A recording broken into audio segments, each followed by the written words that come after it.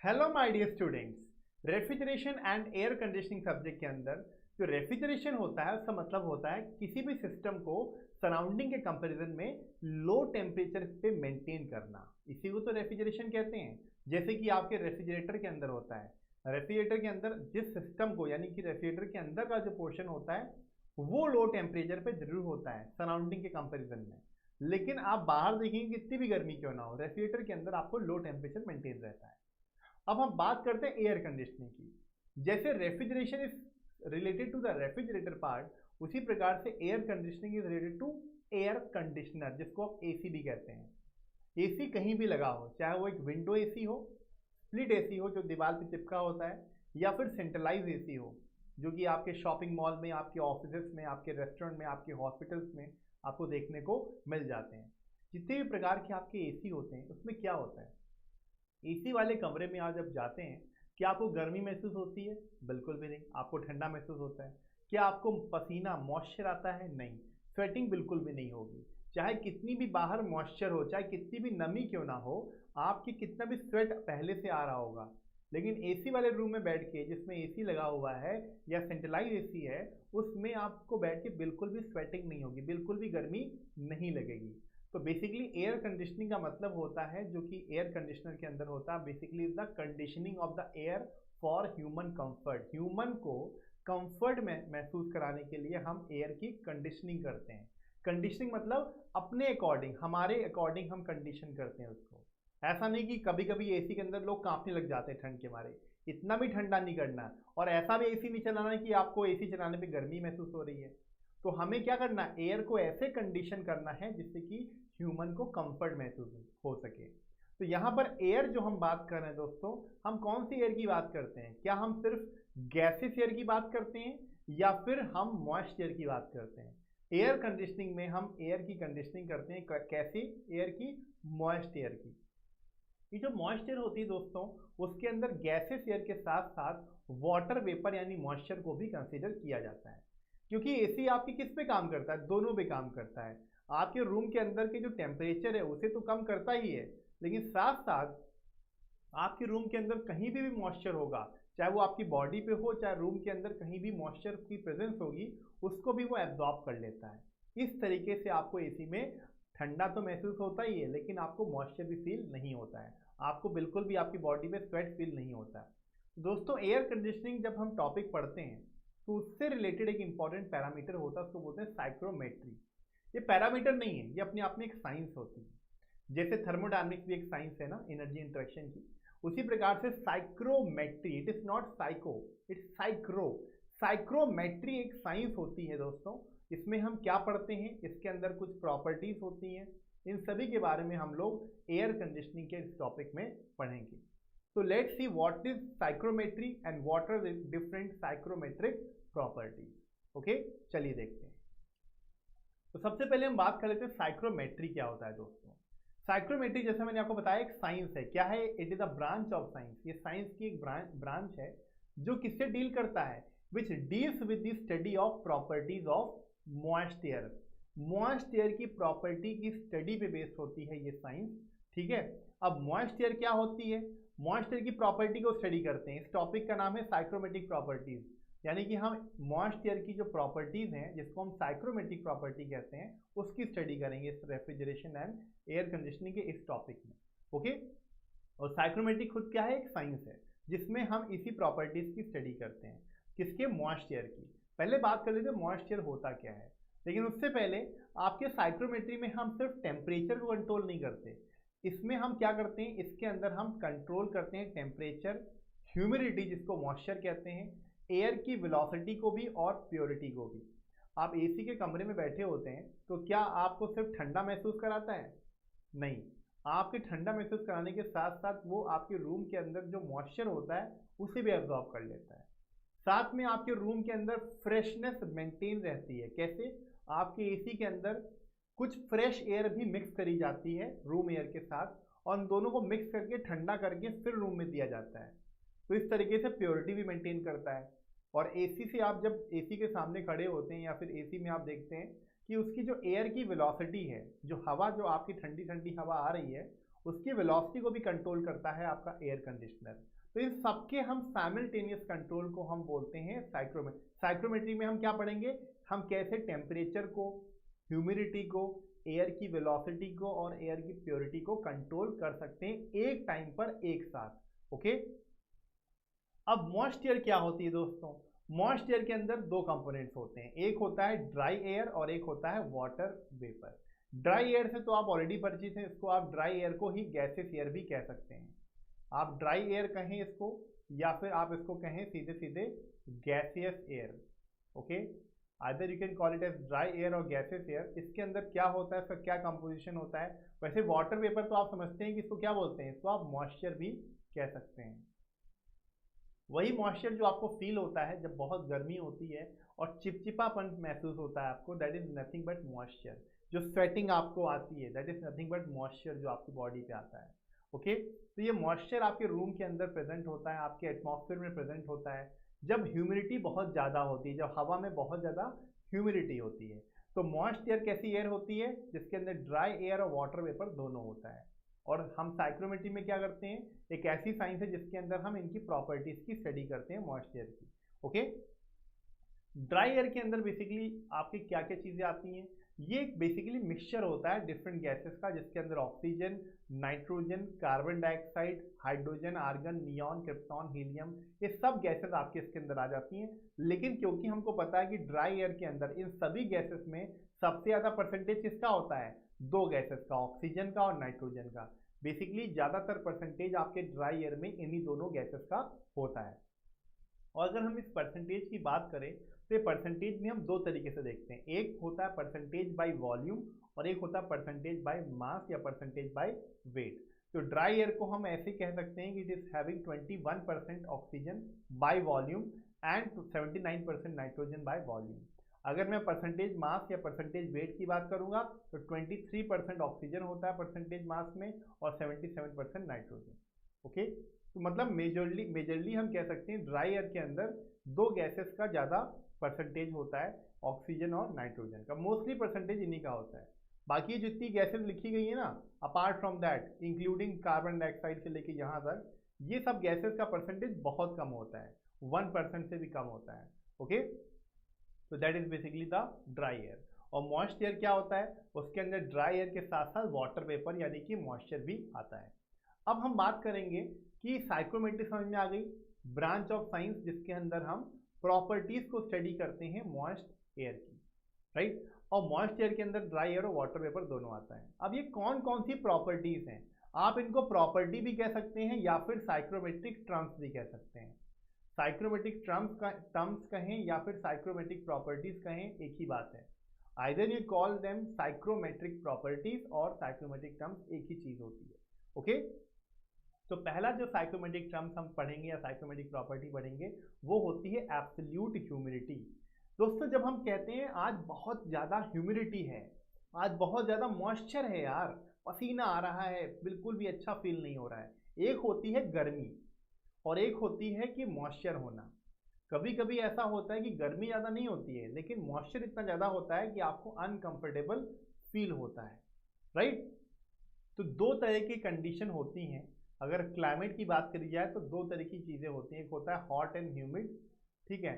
अगर हम इंडिया में बात करें तो आपको दो तरह के एरियाज मिल जाते हैं, हॉट एंड ह्यूमिड एरियाज मिलते हैं जहाँ पर हवा गर्म भी होती है गर्मियों में और ह्यूमिडिटी भी बहुत ज़्यादा होती है, और एक होता है ऐसे एरियाज होते हैं जहाँ पर हॉट एंड ड्राइनेस होती है। हॉट एंड ड्राई एरियाज में मॉइस्चर बहुत ही कम होगा, जैसे कि राजस्थान के अंदर, जैसे कि दिल्ली के अंदर, ठीक है। राजस्थान दिल्ली ऐसे एरिया में आते हैं जिसके अंदर मॉइस्चर कम होता है और हवा ज़्यादातर गर्मियों में हॉट और ड्राई होती है। हॉट एंड ह्यूमिड कहाँ पे होती है? जैसे कि कोस्टल एरियाज जहाँ पर कोई वाटर बॉडी होती है, समुद्र होता है, ओशियन होता है, वहाँ पर आपको बहुत ज़्यादा हॉट एंड ह्यूमिड एरिया देखने को मिलेंगे। यहाँ पर आपका जो क्लाइमेट होगा वो हॉट एंड ह्यूमिड होगा, हवा के अंदर ह्यूमिडिटी भी भर भर के होगी, मतलब ड्राई एयर के साथ साथ उसके अंदर मॉइस्चर भी बहुत होगा। ओके, अब मॉइस्चर का जो टेक्निकल टर्म होता है उसको आप ह्यूमिडिटी कह देते हैं, लेकिन उसमें कौन सी ह्यूमिडिटी? उसको बोलते हैं absolute humidity. Okay, absolute humidity क्या बताता है?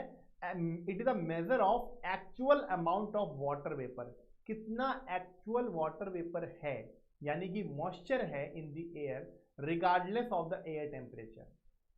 एयर का टेम्परेचर से फर्क नहीं पड़ता कि एयर आपकी गर्म कितनी है, एयर 35 डिग्री टेम्परेचर पे है या 45 पे है या 50 पे है, इससे फर्क नहीं है।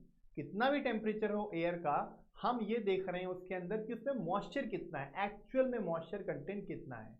वही एक्चुअल मॉइस्चर कंटेंट जब एक्सप्रेस किया जाता है ग्राम ऑफ वाटर वेपर, इसकी यूनिट भी होती है, क्या होती है, ग्राम ऑफ वाटर वेपर यानी मॉइस्चर पर क्यूबिक मीटर।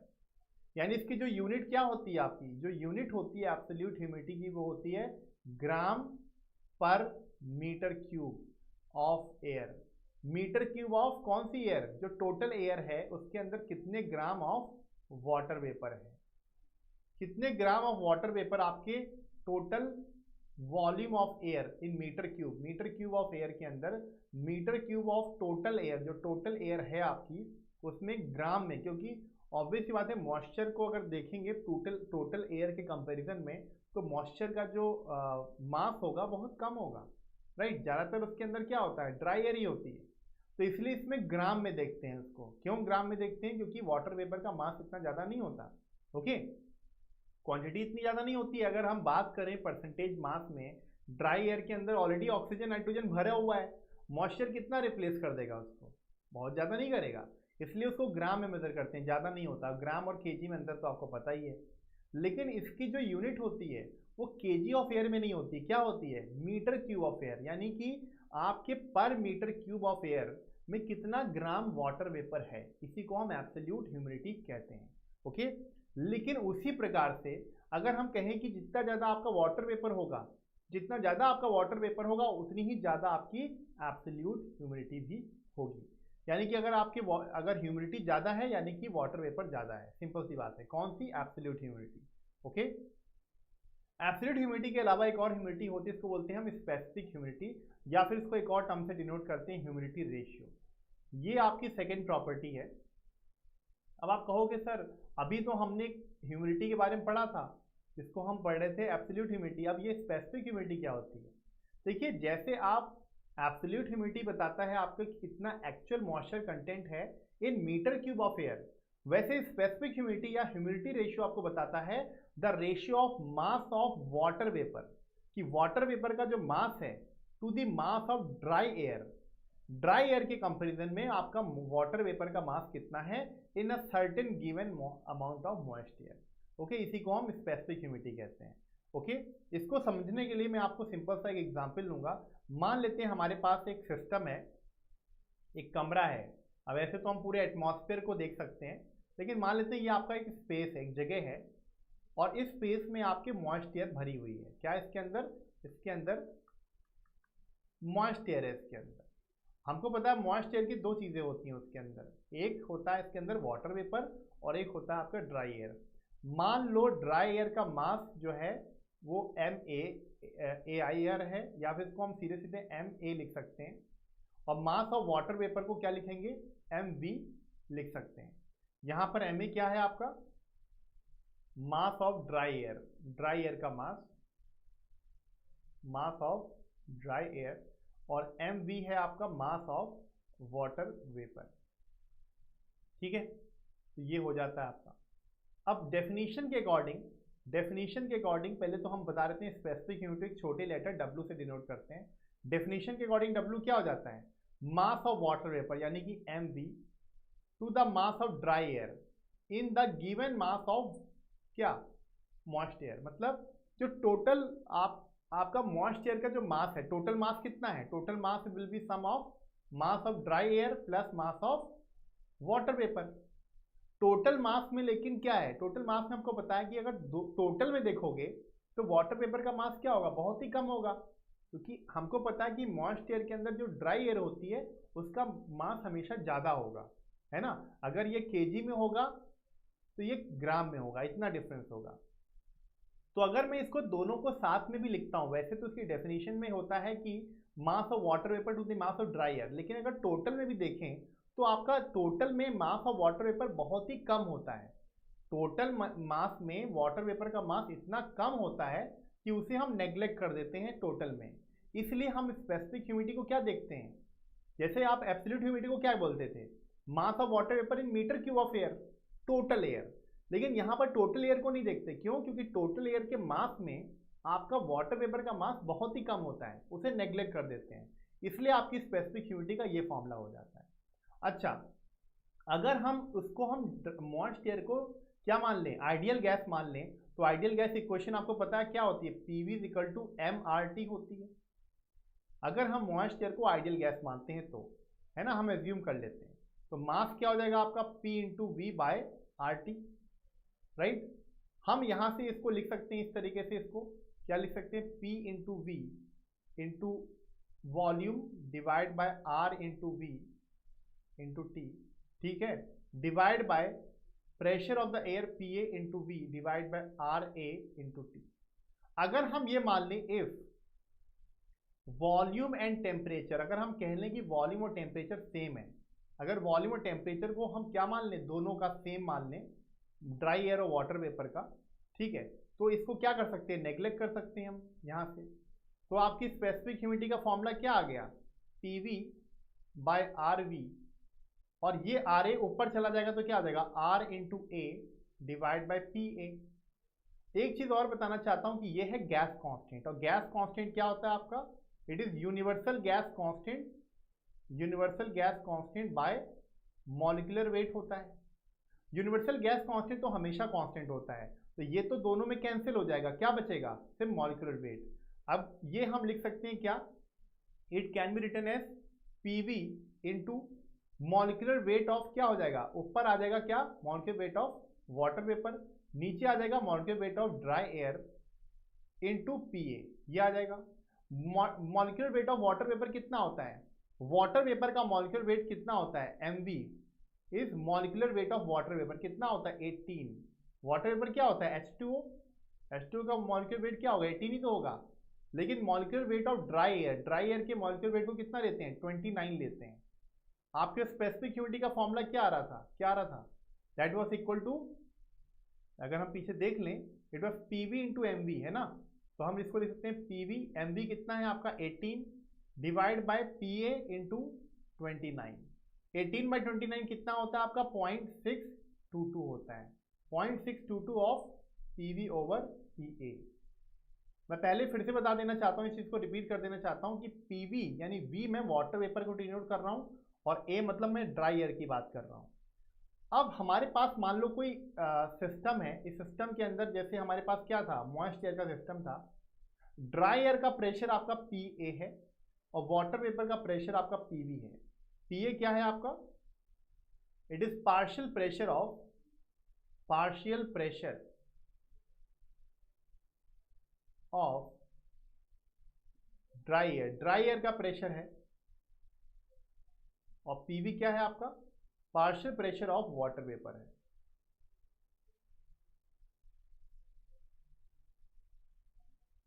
ठीक है, तो अगर मैं इसको सब्स्टिट्यूट कर दूं, हमें पता है कि जो टोटल प्रेशर होगा, टोटल प्रेशर पी क्या हो जाएगा, दोनों का सम हो जाएगा, pressure of dry air plus pressure of water vapour. ये जो टोटल प्रेशर क्या होता है, ये पूरे सिस्टम का प्रेशर क्या होगा, इसी को हम एटमॉस्फेरिक प्रेशर भी कहते हैं, क्या बोलते हैं इसको, एटमॉस्फेरिक प्रेशर।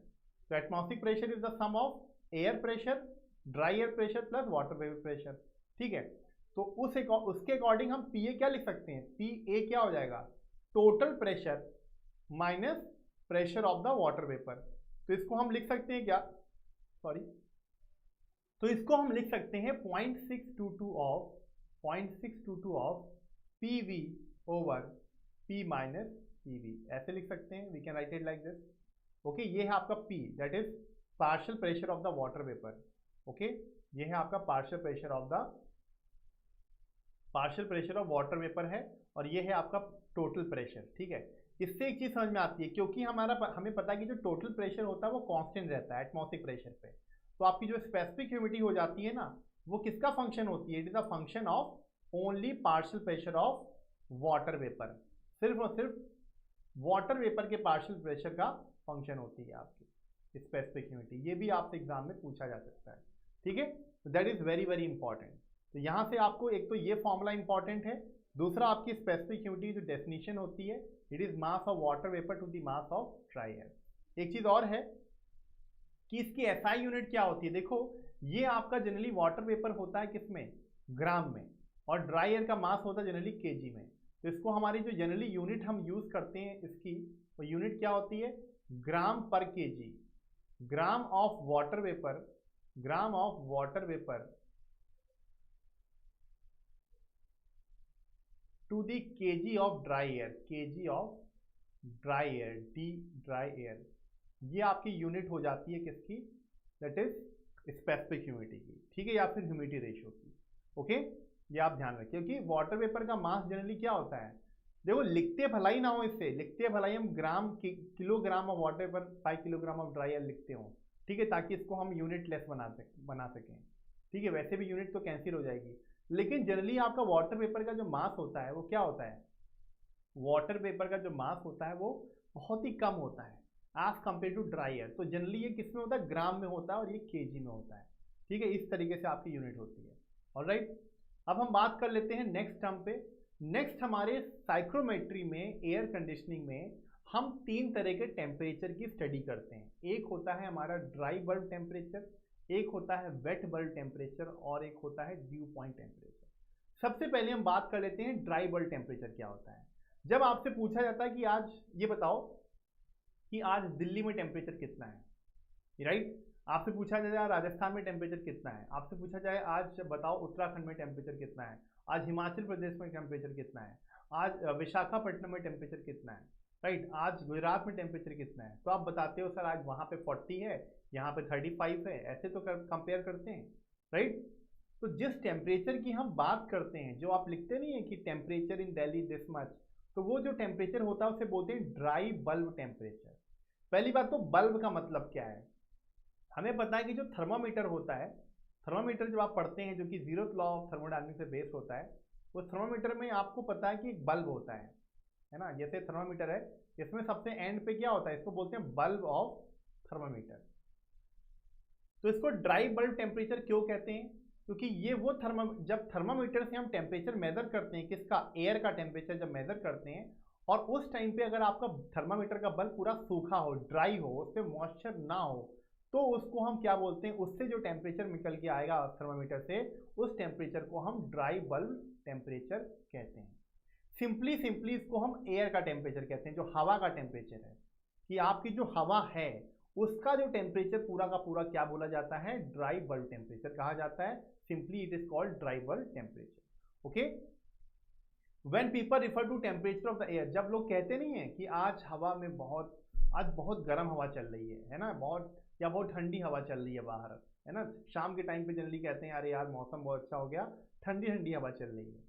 तो जिस हवा की आप बात करते हैं, उसी हवा के टेम्परेचर को हम क्या बोलते हैं, ड्राई बल्ब टेम्परेचर। क्यों, क्योंकि जिस थर्मामीटर से आप इसके टेम्परेचर को मेजर करते हैं, उसका बल्ब पूरी तरह से सूखा ड्राई होता है, और तब उस पर जब हवा फ्लो करती है ना, एयर आपकी फ्लो कर रही है, मान लो इस थर्मामीटर को आपने एयर में इसको हैंग कर दिया, ठीक है, और आपको उस रूम के एयर का टेम्परेचर बताना है, तो ये जो थर्मामीटर होता है आपने रूम में हैंग कर दिया, तो जब ये आपकी रूम की जो हवा होगी इस थर्मामीटर को टच करेगी बल्ब को, तो जो टेम्परेचर निकल के आएगा उसी को ड्राई बल्ब टेम्परेचर कहा जाएगा सिंपली। ओके, इसके अलावा एक और टेम्परेचर होता है जिसको हम बोलते हैं वेट बल्ब टेम्परेचर। ये क्या होता है, जैसा कि नाम सजेस्ट कर रहा है वेट बल्ब। वेट बल्ब का मतलब कि अब जो थर्मामीटर का बल्ब होगा वो सूखा नहीं होगा, वो क्या होगा, वेट होगा, गीला होगा, तब जब वो टेम्परेचर देगा उसे बोलेंगे वेट बल्ब टेम्परेचर। ये क्या इंडिकेट करता है, ये टेम्परेचर इनडायरेक्टली इंडिकेट करता है moisture content in the air. कैसे, अगर मान लो कि आपका थर्मामीटर है और उस थर्मामीटर का जो बल्ब है वो क्या है, गीला है, आपने किसी तरह से उसको गीला कर रखा है बल्ब को, तो होगा क्या कि क्योंकि आपने इसको गीला कर रखा है, इसको आपने मान लो गीले कपड़े से लपेट दिया, वेट क्लोथ से लपेट दिया, अब जो हवा आएगी, ऑब्वियस सी बात है, हवा का कुछ भी टेम्परेचर हो, मान लो हवा 35 डिग्री पे थी, लेकिन जब हम इस थर्मामीटर से उसे पास कराएंगे जिसका बल्ब गीला है, तो उसका जो कुछ हीट जो होगी वो क्या होगी, वो बेसिकली आपका जो इसके अंदर जो वाटर होगा वो उसे इवेपोरेट कर देगी, जिसकी वजह से एक चीज़ होती है उसको बोलते हैं इवेपोरेटिव कूलिंग। क्या बोलते हैं उसे, इवेपोरेटिव कूलिंग कहते हैं, जो आपके कूलर में भी होता है, जो आपके डेजर्ट कूलर नहीं होते हैं उसमें भी यही चीज़ होती है, इवेपोरेटिव कूलिंग। ओके, तो ये जैसे कूलर के अंदर जो घास होती है, पहले उस घास को गीला करते हैं, है ना, और फिर जब आपकी हवा उससे पास करती है तो जो रूम के अंदर हवा आती है क्या आती है, ठंडी हवा आती है, तो इवेपोरेटिव कूलिंग इसे वो कहते हैं। तो जो एयर आपकी अभी जो पहले जो एयर आपने मेजर करी थी वही सेम हवा है, लेकिन अब सेम हवा जो है गीले कपड़े से जब पास करती है उस बल्ब पे, तो वो उसकी जो हीट होती है वो वाटर जो होता है वो इवेपोरेट हो जाता है, और इसी प्रोसेस को इवेपोरेटिव कूलिंग कहते हैं। तो उससे क्या होता है कि जो हवा का टेम्परेचर था वो थोड़ा गिर जाता है, पहले जो आपने टेम्परेचर मेजर किया था उससे थोड़ा कम टेम्परेचर निकल के आएगा, वेट बल्ब टेम्परेचर। ओके, इसी टेम्परेचर को वेट बल्ब टेम्परेचर कहते हैं। और इनडायरेक्टली, ये इनडायरेक्टली क्या बताता है कि आपके हवा में कितना मॉइस्चर कंटेंट है। ओके, तो होता क्या है कि जब आपकी हवा फ्लो करती है इस गीले कपड़े से, some of the water from the cotton, cotton wick कह सकते हैं, कॉटन क्या होता है, जो कॉटन नहीं होती है रुई, उस रुई को आप गीला करके लपेट दो या तो कोई गीला कपड़ा लपेट दो, तो होता क्या है कि उस कॉटन के अंदर या फिर कपड़े के अंदर जो वाटर होता है वो हवा पे जब उससे पास कराते हैं तो वो वाटर इवेपोरेट हो जाता है, जिसकी वजह से उसकी लेटेंट हीट निकल जाती है, लेटेंट हीट रिजेक्ट हो जाती है, तो आपका क्या होता है, आपका टेम्परेचर हवा का कम हो जाता है, एयर का टेम्परेचर डिक्रीज कर जाता है, और वही डिक्रीज टेम्परेचर को वेट बल्ब टेम्परेचर कहते हैं। ओके, एक और चीज होती है जैसे कि, और जिस थर्मामीटर से हम मेजर करते हैं, थर्मामीटर, वो थर्मामीटर जो इन दोनों को एक साथ मेजर करता है एक ही थर्मामीटर से, thermometer which measures both wait bulb temperature and dry bulb temperature, जो दोनों को मेजर करता है, ड्राई बल्ब टेम्परेचर को भी और वेट बल्ब टेम्परेचर को भी, इज कॉल्ड, उसको क्या बोलते हैं, उसको हम बोलते हैं स्लिंग साइक्रोमीटर। बहुत ही फेमस होता है, इसको स्लिंग साइक्रोमीटर बोला जाता है। क्या बोलते हैं, साइक्रोमीटर, स्लिंग साइक्रोमीटर कहते हैं थर्मोमीटर को। ओके, तो जैसे ये आपका थर्मोमीटर है, इससे आपने ड्राई बल्ब टेम्परेचर मेजर कर दिया, जब आपका बल्ब आपका क्या है, बल्ब आपका थर्मोमीटर का ड्राई है, ठीक है, ड्राई बल्ब है, तो ये टेम्परेचर आ गया। और जो वेट बल्ब टेम्परेचर आएगा वो हमेशा क्या होगा, नॉर्मली आपका जो वेट बल्ब टेम्परेचर होगा वो क्या होगा, हमेशा नॉर्मल एयर के लिए वेट बल्ब टेम्परेचर हमेशा ड्राई बल्ब टेम्परेचर के कम ही होगा फॉर नॉर्मल एयर। ओके, एक और टर्म होता है, जब हमने ड्राई और वेट बल्ब टेम्परेचर पढ़ ही लिया तो एक टर्म होता है उसको बोलते हैं वेट बल्ब डिप्रेशन। डिप्रेशन मतलब होता है डिफरेंस, किसका, ये डिफरेंस होता है दो टेम्परेचर का, किसका, ड्राई बल्ब और वेट बल्ब, इन्हीं दोनों का डिफरेंस कहलाता है आपका वेट बल्ब डिप्रेशन। क्योंकि ये तो पता है आपको कि dry bulb temperature wait bulb temperature में कुछ डिफरेंस तो होगा, right, wait bulb temperature dry bulb temperature से कम होता है, राइट, तो इन्हीं के डिफरेंस को क्या बोलते हैं, वेट बल्ब डिप्रेशन। लेकिन ये डिफरेंस जीरो भी हो जाता है, कब, जब आपकी हवा सैचुरेट हो जाती है। सैचुरेटेड कंडीशन मतलब क्या होता है, आपको जब भूख लगती है तो आप खाना खाते हैं, है ना, जब आपको नींद लगती है तो आप सो जाते हैं, राइट। सबसे पहले बात करें सैचुरेशन का मतलब क्या होता है, जब आप पढ़ाई करने का मन करता है पढ़ाई करते हैं, लेकिन सोचो अगर आपको पढ़ाई करने का मन ना हो और जबरदस्ती आप पढ़ रहे हो, आप 2 घंटे पढ़ना चाहते थे लेकिन 2 के ऊपर आप 4 घंटे आपको पढ़ना पड़ जाए, तो क्या होगा, आप कहोगे बस अब हो गया, मुझे नहीं पढ़ना, मैं सैचुरेट हो चुका हूँ, भर चुका हूँ, बस I just want to leave this. खाना खाने का मन था, आपने खाना खा लिया, आपको 4 रोटी खानी थी, 4 की जगह आपको 15 रोटी मिल गई। अब इंसान 4 वाला रोटी खाने वाला इंसान क्या करेगा, 15 रोटी मिलने पे क्या खाएगा, 4 की 5 खा लेगा, 5 की 6 खा लेगा, लेकिन 15 तो नहीं खाएगा। तो जैसे आप अपने उस पोजीशन के एक लेवल तक जो आप खाते हैं उससे आप जैसे आगे निकलते हैं थोड़ा सा, तो आप क्या कहते हैं, अब मैं सैचुरेट हो गया, अब मैं ये नहीं खा सकता। किसी भी चीज़ की जो आपकी इच्छा होती है, जब वो आप उसे उसका मैक्सिमम कर लेते हैं तो आप उससे सैचुरेट हो जाते हैं, बोर हो जाते हैं। यहाँ पर सैचुरेशन का मतलब क्या होता है, सैचुरेटेड एयर वो एयर होती है, the air which has absorbed maximum moisture, वो हवा जो अपना मैक्सिमम मॉइस्चर एब्जॉर्ब कर चुकी है, उस हवा को हम क्या बोलते हैं, एब्जॉर्ब्ड मैक्सिमम मॉइस्चर, अपना मैक्सिमम मॉइस्चर एब्जॉर्ब कर चुकी होती है, उसे हम क्या बोलते हैं, सैचुरेटेड एयर। और अनसैचुरेटेड एयर इसका उल्टा होती है, वो हवा जिसके अंदर मॉइस्चर को एब्जॉर्ब करने की थोड़ी सी भी क्षमता अगर बाकी है, थोड़ी सी भी कैपेसिटी बाकी है, तो उस एयर को अनसैचुरेटेड एयर कहा जाता है। ओके, तो सैचुरेशन कंडीशन पे ऐसा क्या हो जाता है, सैचुरेशन कंडीशन पे एक्चुअली में ये दोनों टेम्परेचर क्या होते हैं, इक्वल हो जाते हैं। Dry bulb temperature is equal to wet bulb temperature.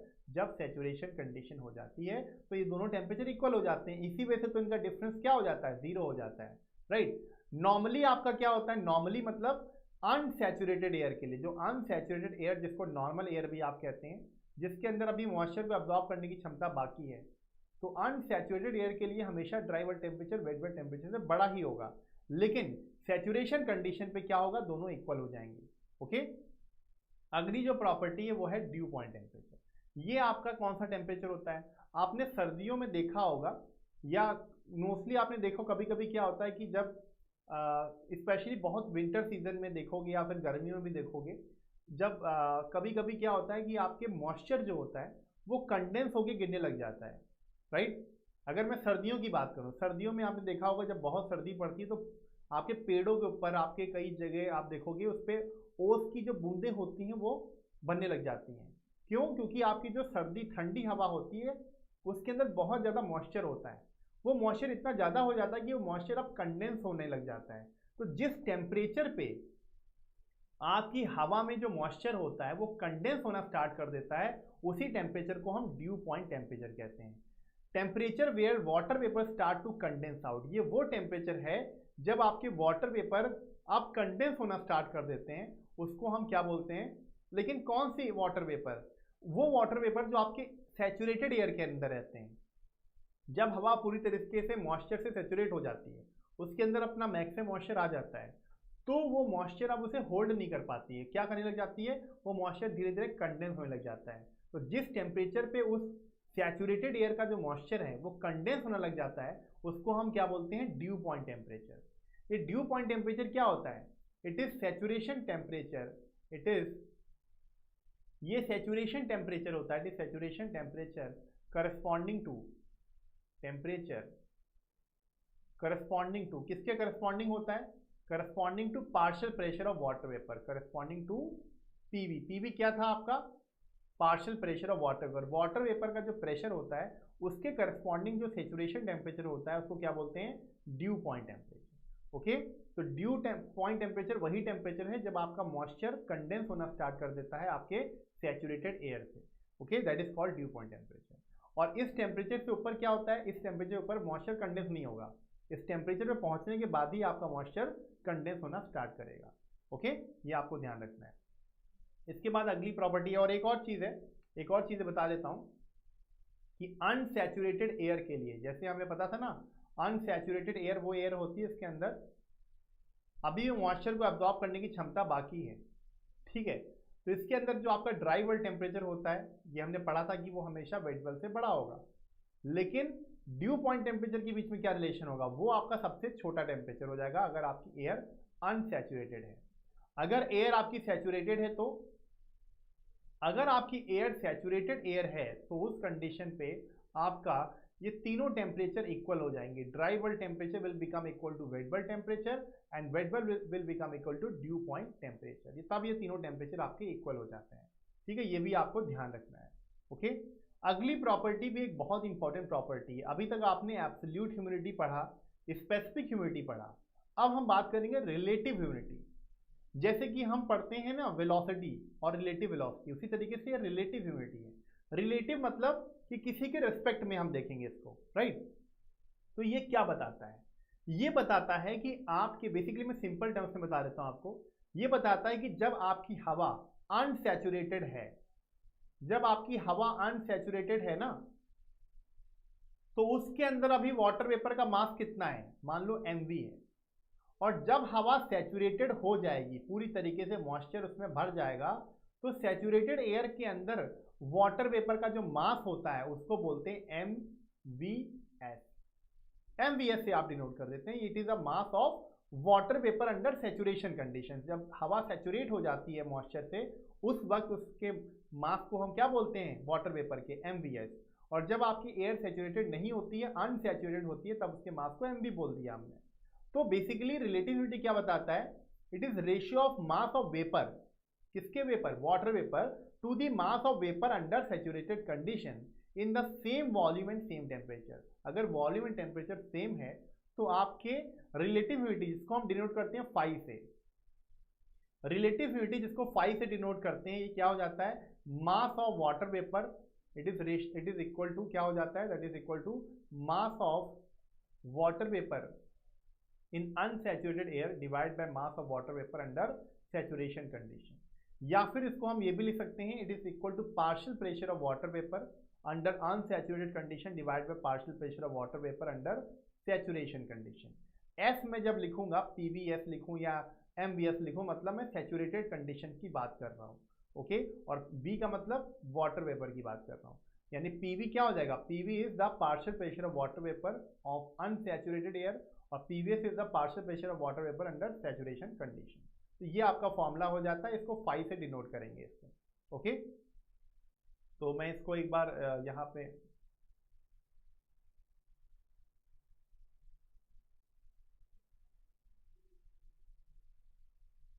ये जो फॉर्मूला आप देख रहे हैं, it is equal to mass of water vapour divide by mass of water vapour under saturation condition. अब हम आइडियल गैस के लॉ लगा दें तो आपका आइडियल गैस इक्वेशन क्या होती है, PV is equal to M R T.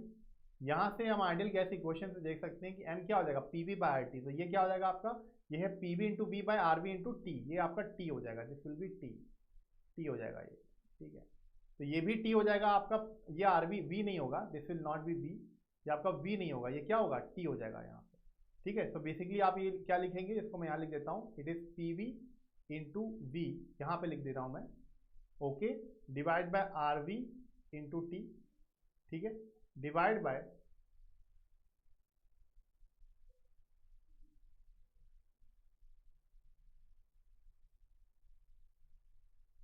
तो इसको मैं इस चीज़ को मैं नीचे लिख दे रहा हूँ, इसको मैं लिख दे रहा हूँ यहाँ पे, it is P V into V divide by R V into T divide by P V H into V divide by R V into T. अब क्या है कि आर वी और आर वी तो सेम है, तो ये कैंसिल हो जाएंगे और ये भी आपका कैंसिल हो जाएगा, वॉल्यूम भी कैंसिल हो जाएगा कि सेम वॉल्यूम और सेम टेम्परेचर पर देख रहे हैं हम लोग। तो जब ये कैंसिल हो जाएगा तो क्या बचेगा, ultimately P V by P V S ही बचेगा। ये आपका रिलेशन आ जाता है रिलेटिव ह्यूमिडिटी का in terms of pressure. It is also equal to ratio of partial pressure of water vapour of unsaturated condition divide by saturation condition, okay, that is the relative humidity. अब relative humidity वैसे बताती क्या है, what it tells us, जैसे specific humidity हमें बताता था कि actual amount of water vapour कितना है आपके एयर के अंदर इन मास ऑफ एयर, राइट, उसी प्रकार से रिलेटिव ह्यूमिडिटी बताता है आपका moisture absorption capacity of the air. मतलब अगर आपकी रिलेटिव ह्यूमिडिटी अगर 100% है, 100% है, इसको परसेंटेज में भी आप एक्सप्रेस कर सकते हैं रिलेटिव ह्यूमिडिटी यानी फाई को, रिलेटिव ह्यूमिडिटी को शॉर्ट फॉर्म में आर एच लिखूंगा मैं, ठीक है। अगर ये 100% हो जाती है मतलब आपकी एयर को क्या बोलते हैं, तब आपकी एयर को हम बोलेंगे सैचुरेटेड एयर, तो आपकी एयर को हम क्या बोलेंगे, सैचुरेटेड।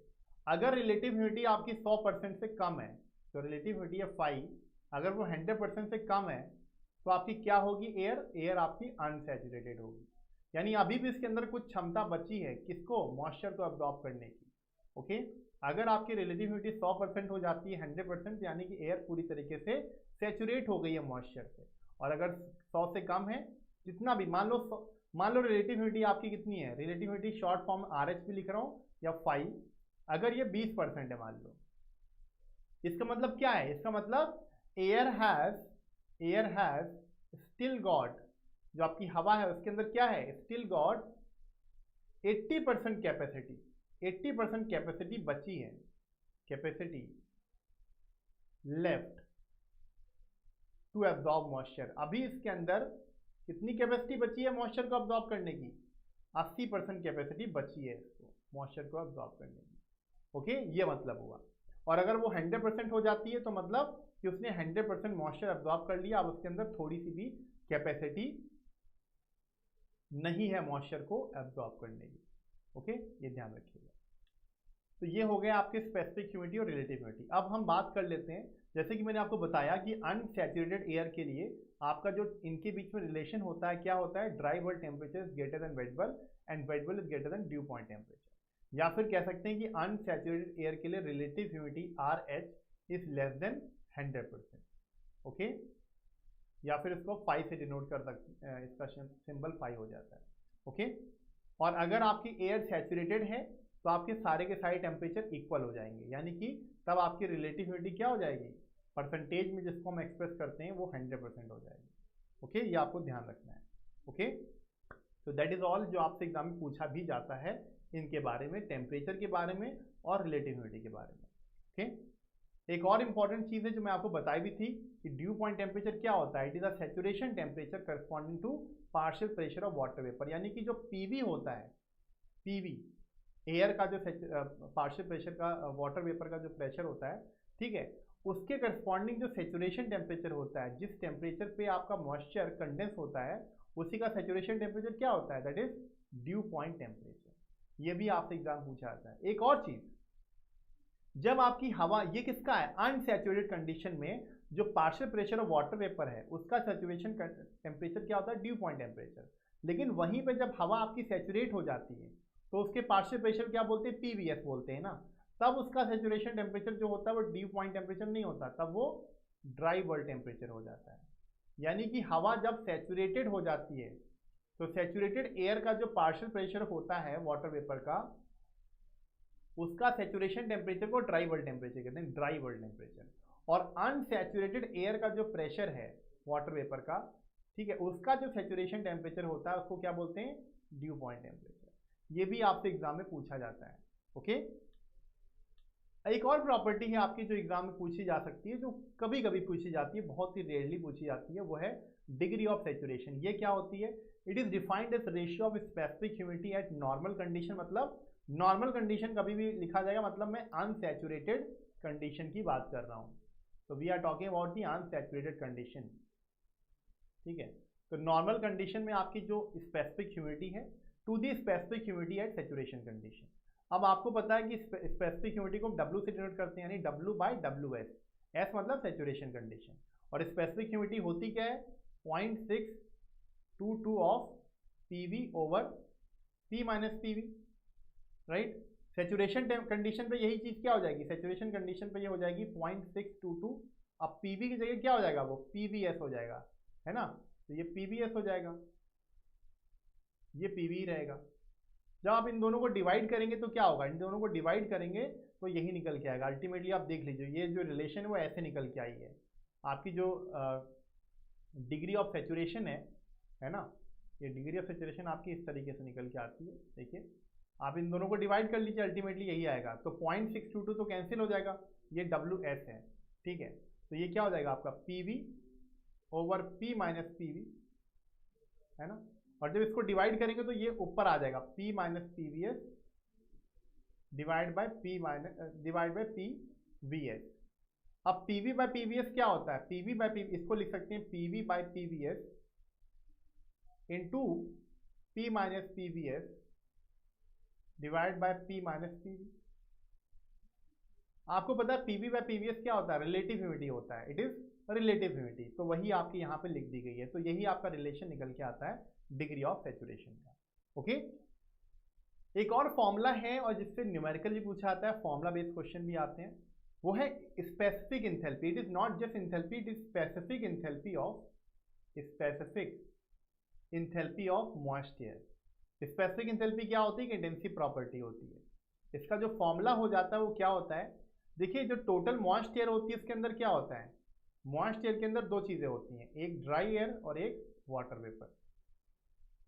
तो उसी प्रकार से आपकी जो मॉइस्ट एयर की जो इंथैल्पी होगी वो क्या हो जाएगी, मॉइस्ट एयर की इंथैल्पी लेकिन जो होती है वो क्या होती है, it is equal to specific enthalpy of the moist air is equal to specific enthalpy of dry air. Dry air की मैं HA से डिनोट करूंगा, plus specific humidity times of specific enthalpy of water vapour. HA क्या है, specific enthalpy of dry air. क्या है HA? HA is basically specific enthalpy of dry air. Okay, specific enthalpy of dry air है आपका। And HV क्या है आपका, it is specific enthalpy of water vapour.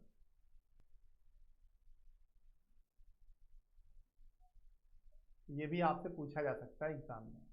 W क्या है आपका, स्पेसिफिक ह्यूमिडिटी। अब specific enthalpy of dry air को मैं इस फॉर्म में लिख सकता हूँ 1.005 इंटू T, ठीक है, प्लस W के बाद जो आपकी specific enthalpy of water vapour है वो क्या लिखूंगा 2500 प्लस 1.88 इंटू T। इसकी यूनिट हो जाती है किलो जूल पर केजी। जो टी होता है, तो छोटा सा टी है, वो क्या है, वो ड्राई बल्ब टेम्परेचर में होता है और डिग्री सेल्सियस में। इसकी एक खास बात है, इस इक्वेशन में जब टेम्परेचर आप रखेंगे तो केल्विन में पुट नहीं करेंगे। Temperature is not converted into kelvin, temperature is not converted. इसको हम टेम्परेचर को इस इक्वेशन में हम केल्विन में नहीं करेंगे कन्वर्ट। ये पहली एक ही जगह है जहां पर मैं आपसे कह रहा हूं कि सिंगल टेम्परेचर है, लेकिन फिर भी उसको हम केल्विन में पुट नहीं करेंगे। बिना केल्विन में पुट करे हम इसको सॉल्व करेंगे। ओके, ये आपको ध्यान रखना है।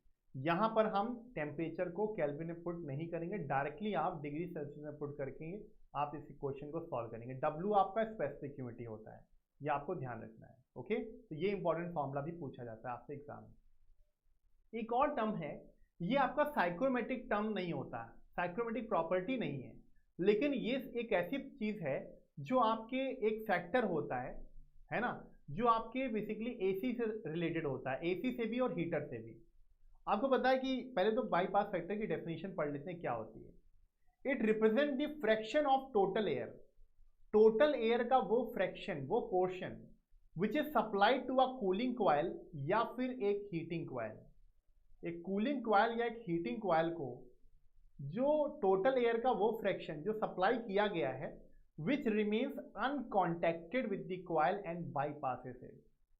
कभी कभी आपको ट्रेवलिंग करनी होती है, एक शहर से दूसरे शहर जाते हैं आप, जाते हुए ऐसा होता है कि आप सिटी को अवॉइड करने के लिए बाईपास ले लेते हैं, जो कि सिटी के क्राउड को अवॉइड करके एक दूसरा रास्ता होता है, राइट। मतलब सिटी को आपने क्रॉस तो कर लिया, लेकिन बिना सिटी के अंदर जाए हुए, है ना, दूसरे रास्ते से।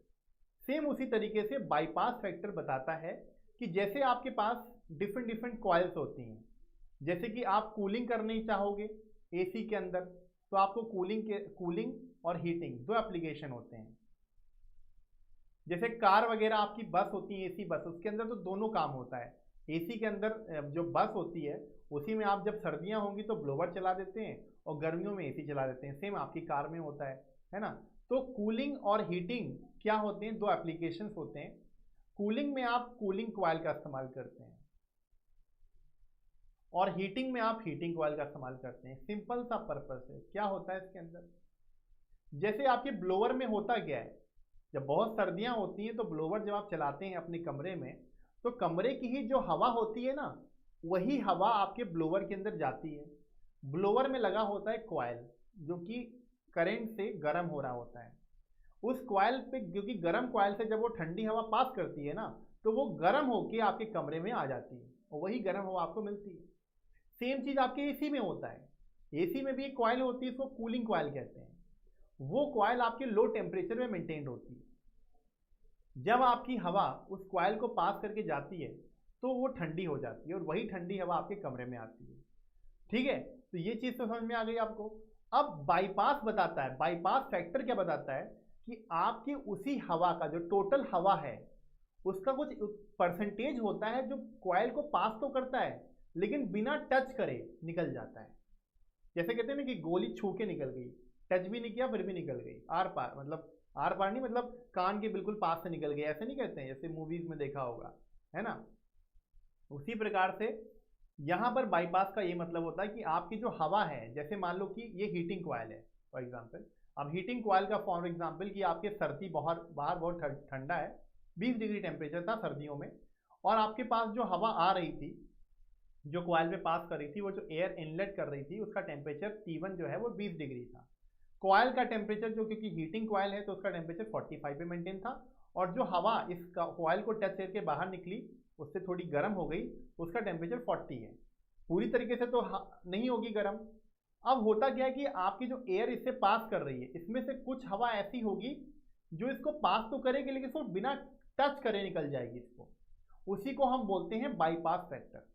ओके, जो और निकालते कैसे हैं, जैसे मान लो हीटिंग कॉइल है तो हीटिंग कॉइल में सबसे ज्यादा टेम्परेचर किसका होगा, कॉइल का टेम्परेचर T3, कॉइल का टेम्परेचर T3 है, फिर किसका होगा T2 होगा, फिर T1। तो बाईपास फैक्टर का फॉर्मूला क्या हो जाता है आपका, इसको शॉर्ट फॉर्म BPF से डिनोट करते हैं। ये क्या हो जाएगा आपका, that is equal to difference of T3, ये इस ऑर्डर में आप लिख लेते हैं इसको, है ना। तो T3 temperature of the coil minus T2 divide by T3 minus T1, simple. आप इसको T3 को क्या लेते हैं, T3 को कॉयल टेम्परेचर भी कहते हैं, कॉयल टेम्परेचर या फिर T3। तो कॉयल टेम्परेचर सबसे बड़ा होता है, तो क्या होता है, ये जो डिफरेंस है आपका T3 माइनस T2 और ये जो डिफरेंस है उसे डिवाइड कर दो, वही आपका बाईपास फैक्टर आ जाता है हीटिंग कॉयल का। ओके, उसी प्रकार से आपकी कूलिंग कॉयल होती है। कूलिंग कॉयल में ये जो कूलिंग कॉयल है आपकी, फॉर एग्जांपल इसका टेम्परेचर क्या होगा, सबसे कम होगा। मान लेते हैं कूलिंग कॉयल का टेम्परेचर अब T3 है, जो हवा आपकी आ रही है, गर्म हवा आ रही है T1, गर्मियाँ बहुत ज़्यादा है, हवा बहुत गर्म टेम्परेचर पे है। ये एसी की कूलिंग कॉयल का टेम्परेचर T3 और जो हवा बाहर निकल गई कूलिंग कॉयल से वो T2 है। तो ऑब्वियस सी बात है, अब सबसे बड़ा टेम्परेचर किसका होगा, T1 होगा, फिर आपका T2 होगा, और सबसे कम टेम्परेचर किसका होगा कूलिंग कॉयल में, T3 का होगा। अब ये क्या हो जाता है, ये रेशियो डिवाइड बाय ये रेशियो, यही बन जाता है आपका क्या, bypass factor of cooling coil. क्या हो जाता है, कूलिंग कॉयल का बाईपास फैक्टर हो जाता है, that is T2 minus T3। अब T2 माइनस T3 हो जाएगा divide by T1 minus T3, जहां पे T3 क्या हो जाता है, कॉयल का टेम्परेचर हो जाता है। तो ये हो गया बाईपास फैक्टर निकालने का तरीका। लेकिन सोचिए, बाईपास फैक्टर तो ये बताता है कि आपकी टोटल एयर में से वो परसेंटेज एयर जो कॉयल को पास करके तो गई लेकिन बिना टच करके। इसी का जस्ट अपोजिट होता है कॉन्टैक्ट फैक्टर। कॉन्टैक्ट फैक्टर को हम बोलते हैं कॉयल एफिशिएंसी से भी डिनोट करते हैं। ये दोनों केस में होता है, ऐसा नहीं कि मैं यहाँ पे बता रहा हूँ तो ये सिर्फ कूलिंग कॉयल के लिए होता है। जैसे बाईपास फैक्टर दोनों के लिए होता है ना, हीटिंग और कूलिंग कॉयल, वैसे कॉन्टैक्ट फैक्टर या कॉयल एफिशिएंसी भी दोनों के लिए होता है। ये होता क्या है, it is very simple, it is 1 minus bypass factor.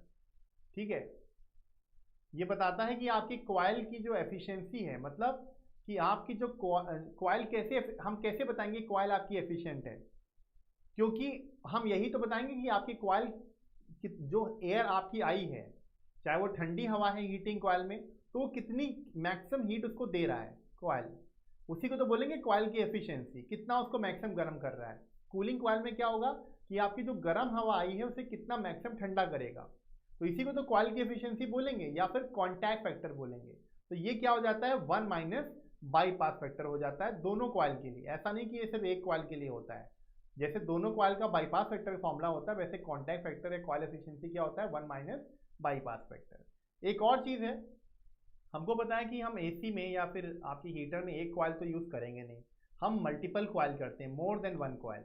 मान लो कि उसके अंदर हम इस प्रकार से हमने कई सारी कॉयल लगा रखी है, 3 कॉयल लगा रखी है, तो मान लो कि bypass factor of each coil का बाईपास फैक्टर मान लो x है, तो इन 3 कॉयल का बाईपास फैक्टर क्या हो जाएगा, बाईपास फैक्टर ऑफ, ऐसे करके मान लो आपने बहुत सारी कॉयल लगा रखी हैं, ऐसे करके आपने एक और कॉयल लगा रखी है, ऐसे करके सो ऑन आपने n कॉयल, ये आपकी nth कॉयल है मान लो, तो इन n कॉयल का बाईपास फैक्टर क्या हो जाएगा, bypass factor of n number of coils, मान लो n कॉयल्स हैं टोटल, क्या हो जाएगा, अगर एक कॉयल का बाईपास फैक्टर आपको पता है x है, तो n कॉयल का बाईपास फैक्टर क्या हो जाता है, x की पावर n हो जाता है, सिंपल। ठीक है, मान लो कि एक कॉयल का बाईपास फैक्टर आपको पता है और वो सारी कॉयल्स आपकी सीरीज में लगी हैं ऐसे, तो उन टोटल कॉयल, जितनी भी टोटल नंबर ऑफ कॉयल्स हैं, उनका बाईपास फैक्टर क्या हो जाता है, जो एक कॉयल का बाईपास फैक्टर है उसके पावर हो जाता है टोटल नंबर ऑफ जितनी भी कॉयल्स हैं, उसकी जस्ट पावर हो जाता है, it is power to the n। मतलब ऐसे x क्या है, bypass factor of single coil, उसकी पावर n कर दोगे, जितनी नंबर ऑफ कॉयल्स हैं, n क्या होता है, नंबर ऑफ कॉयल्स हो जाता है, तो आपको सारी की सारी कॉयल का बाईपास फैक्टर निकल आता है। Okay, so this is the formula of finding the bypass factor of multiple coil connected in series connection. Okay, तो ये होते हैं कुछ साइकोमेट्रिक प्रॉपर्टीज जो आपके सिलेबस में है एयर कंडीशनिंग के, और बाईपास फैक्टर के बारे में भी हमने समझा। अब हम कुछ क्वेश्चन सॉल्व कर लेते हैं। पहला क्वेश्चन है, value of weight bulb depression for saturated air. Saturated air के लिए वेट बल्ब डिप्रेशन क्या होता है, तो क्या होता है, हमको पता है कि सैचुरेटेड एयर के केस में आपका dry bulb temperature becomes equal to wet bulb temperature, right, और वेट बल्ब डिप्रेशन क्या होता है, difference of dry bulb temperature minus wet bulb temperature. Obvious सी बात है, डिफरेंस क्या हो जाएगा, 0 हो जाएगा। ठीक है, अगला क्वेश्चन है, if PV is the partial pressure of water vapour in air and PS is the saturation pressure of water vapour at same temperature, then relative humidity is equal to what. हमें पता है relative humidity का formula क्या होता है, it is PV by PVS। Okay, that is a formula, direct formula based question, ऐसे आते हैं आपके एग्जाम में। नेक्स्ट क्वेश्चन है, psychrometer is a device which is use to measure, psychrometer एक ऐसी डिवाइस होती है जो क्या मेजर करता है, दोनों को मेजर करता है, ड्राई बल्ब टेम्परेचर भी मेजर कर सकता है और वेट बल्ब टेम्परेचर भी मेजर कर सकता है। ओके, नेक्स्ट क्वेश्चन है which of the following is true about saturated air, saturated air के बारे में कौन सी बात सही है इनमें से। सैचुरेटेड एयर के लिए वेट बल्ब डिप्रेशन 0 हो जाता है, सही है। रिलेटिव ह्यूमिडिटी 100% हो जाता है, सही है। और ये सारे टेम्परेचर इक्वल हो जाते हैं, ये भी सही है। इसका मतलब इसका आंसर क्या होगा, इसका आंसर होगा option number D, option number D इसका सही आंसर हो जाएगा। ओके, तो करेक्ट आंसर इसका ऑप्शन नंबर सी नहीं, इसका आंसर ऑप्शन नंबर डी होगा। That will be the right answer for this question. Okay, तो ऐसे भी कभी कभी एग्जाम में क्वेश्चन आते हैं जहां पर आपको ये जो गलत आंसर दिया जाता है, जो इसका आंसर ऑप्शन सी नहीं डी होगा। एसएससी जी में तो ऐसे कई सारे क्वेश्चन होते हैं, ठीक है। तो इसका answer all of the above होगा। The right answer will be option number D, not option number C, ये आपको ध्यान रखना है। Okay, the saturated temperature corresponding to partial pressure of water vapour, water vapour के करस्पॉन्डिंग जो water vapour का जो प्रेशर होता है उसके करस्पॉन्डिंग आपका सैचुरेशन टेम्परेचर क्या होता है। हमने पढ़ा है कि हमने क्या बोलते हैं इसे, ड्यू पॉइंट टेम्परेचर, यानी पीवी के करस्पॉन्डिंग जो आपका सैचुरेशन टेम्परेचर क्या होता है, that is equal to dew point temperature. Okay, next question है if H is the enthalpy of dry air, HB is the enthalpy of water vapour and W is the specific humidity, then enthalpy of the moist air will be, enthalpy क्या होगी moist air की condition में, that will be equal to HA, that is enthalpy of dry air plus W times of specific humidity times of enthalpy of water vapour. Okay, तो ये formula हो जाता है। Okay, एक न्यूमेरिकल भी है जो आपके इसी कंसेप्ट पे था, कंसेप्ट पे बेस्ड है। एक सैंपल है मॉइस्ट एयर का जिसका dry bulb temperature 25 degree Celsius है, वेट बल्ब टेम्परेचर 18 है और due point temperature 13 degree Celsius है। और उसके करस्पॉन्डिंग जो आपके पार्शियल प्रेशर दे रखे हैं यानी सैचुरेशन प्रेशर दे रखे हैं वो हैं 3 kilo pascal, 2 kilo pascal and 1.5 kilo pascal. What will be the relative humidity of air, अब रिलेटिव ह्यूमिडिटी का फॉर्मूला हमको पता है, RH यानी कि फाई, वो क्या होता है PV बाई PVS। सवाल ये है हम कैसे निकालें कि PV क्या है PVS क्या है। यहाँ तो तीनों प्रेशर दे रखे हैं, लेकिन हमको अच्छे से पता है कि ड्राई बल्ब टेम्परेचर के करस्पॉन्डिंग जो सैचुरेशन प्रेशर होता है उसे बोलते हैं PVS, और ड्यू पॉइंट टेम्परेचर करस्पॉन्डिंग जो आपका होता है उसे बोलते हैं PV। तो आपको पता है कि सबसे पहला टेम्परेचर क्या है, ड्राई बल्ब टेम्परेचर, तो उसका प्रेशर कितना दे रखा है 3, यानी ये इसकी वैल्यू कितनी हो जाएगी 3 किलो पास्कल।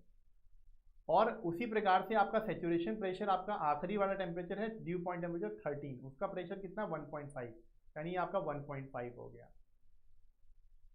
तो आप इसको पुट कर दीजिए, क्या हो जाएगा इसका आंसर 1.5 डिवाइड बाय 3, तो ये कितना आ जाएगा आपका 50% आ जाएगा। तो this will be the relative humidity for this condition. तो ऐसे क्वेश्चन भी आपके एग्जाम में पूछे जा सकते हैं इस तरीके से। ओके, आई होप आपको ये जो टॉपिक है वो अच्छे से समझ में आया होगा। I hope psychometric property topic है जो बहुत ही इंपॉर्टेंट टॉपिक है आपके air conditioning, refrigeration air conditioning subject का। ओके, आप अच्छे से समझ गए होंगे। So thank you so much and have a very nice day. Thank you everyone.